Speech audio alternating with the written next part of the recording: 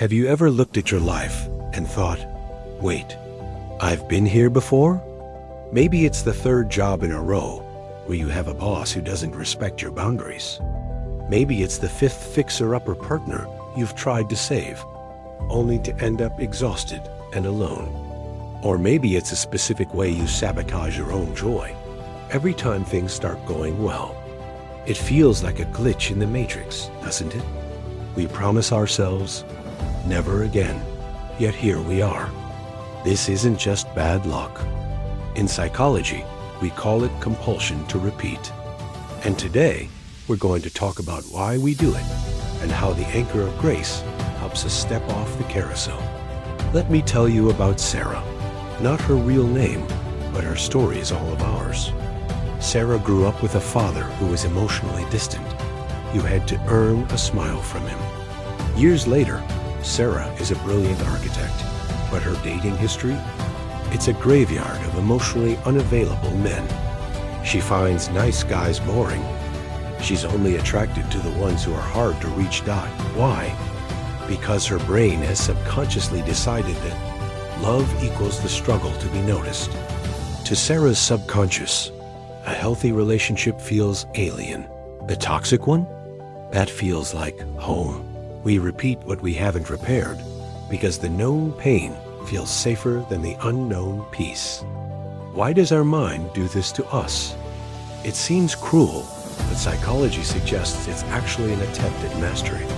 We return to the scene of the crime, the rejection, the neglect, the chaos, because our inner child is saying, if I can just make it work this time, I'll finally prove I'm worthy.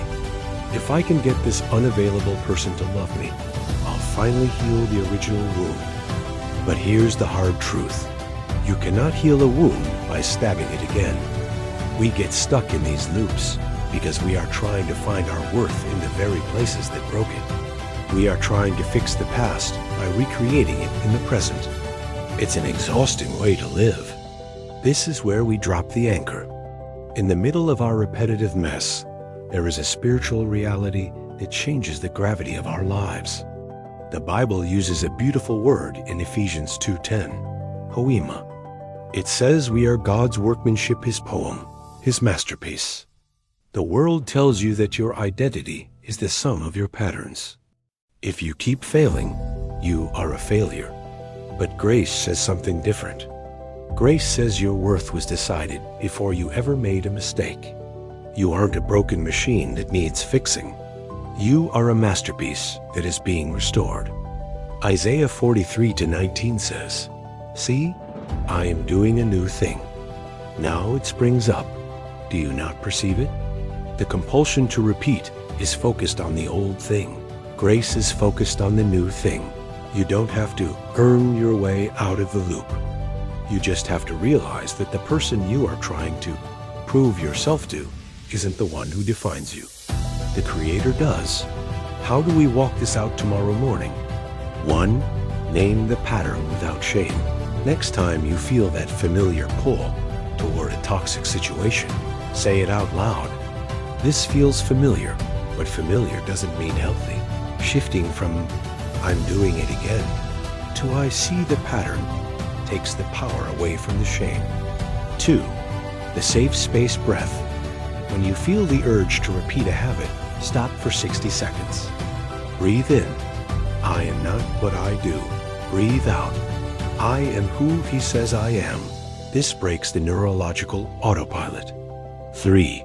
The smallest new choice. You don't have to change your whole life today. Just make one choice that is unfamiliar. If you usually say yes when you want to say no, try saying, I'll get back to you on that. One tiny new thing at a time. Before you go, I want to leave you with a blessing. May you realize today that you are not a prisoner of your past. May you have the courage to choose the unknown peace over the familiar pain. And may you rest in the truth that you are a poema, a masterpiece in progress, deeply loved, even in the messy middle of your again. You are held.